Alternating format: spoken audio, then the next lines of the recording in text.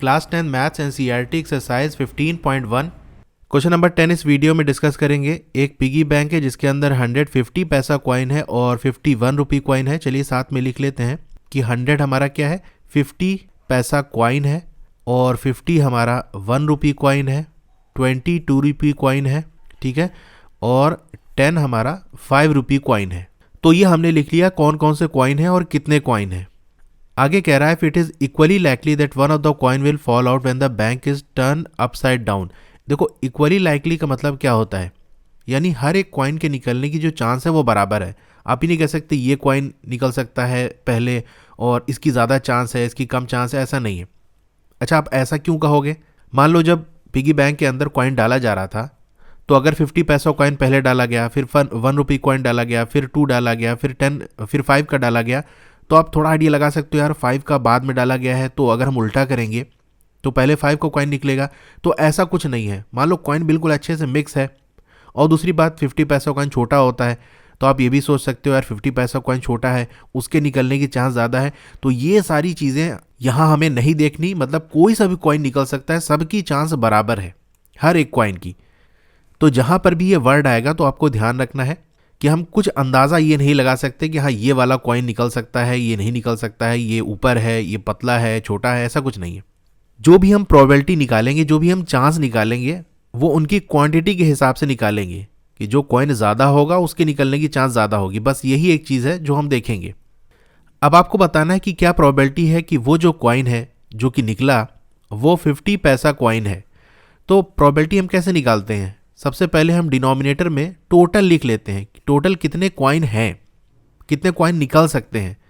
तो ये जो नंबर ऑफ कॉइन्स है इसी को जोड़ लो, 100 + 50 + 20 + 10, यही टोटल नंबर ऑफ कॉइन्स है।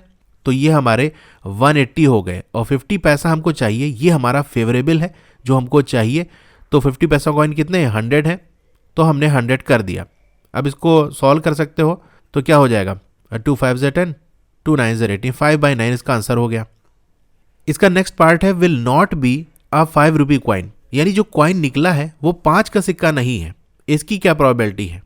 तो कॉम्प्लीमेंट्री इवेंट वाला कॉन्सेप्ट यहाँ हम लगाएंगे कि हम पहले ये निकाल लेंगे कि 5 रुपी कॉइन निकलने की प्रोबेबिलिटी क्या है, फिर 1 माइनस कर देंगे उसमें से तो हमारा आंसर आ जाएगा। चलिए पहले हम ये निकाल लेते हैं कि 5 रुपी कॉइन निकलने की प्रोबेबिलिटी क्या है, ठीक है। तो डिनोमिनेटर में हम वही टोटल लिखेंगे 180 और 5 रुपी कॉइन हमारे कितना है, 10 है, तो हम यहाँ 10 लिख देंगे। अब हमें तो नॉट का निकालना है, तो उस केस में हम 1 माइनस कर देंगे ये जो प्रोबेबिलिटी हमने निकाली है, 1 - 10/180। तो यहाँ से क्या आंसर आ जाएगा, 170/180 और 0 हटा दोगे तो ये 17/18 आ जाएगा। अच्छा, इसको ये तो एक तरीके से कर लिए। दूसरा तरीका इसका ये है कि हमसे कह रहा है कि क्या प्रोबेबिलिटी है कि 5 रुपी कॉइन नहीं है। तो 5 रुपी कॉइन नहीं है तो क्या हो सकता है? हो सकता है वो 50 पैसे का कॉइन हो, या फिर हो सकता है वो 1 रुपी कॉइन हो, या हो सकता है वो 2 रुपी कॉइन हो। तो इन सब की प्रोबेबिलिटी निकाल लेंगे तो भी हमारा आंसर आ जाएगा।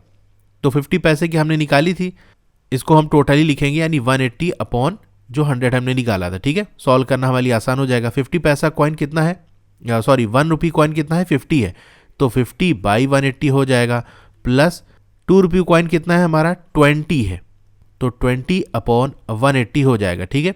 यहाँ से 180 आ जाएगा और ऊपर सबको ऐड कर देंगे हम, तो ये 170 हो जाएगा। देख लो यहाँ से भी 17/18 आ गया।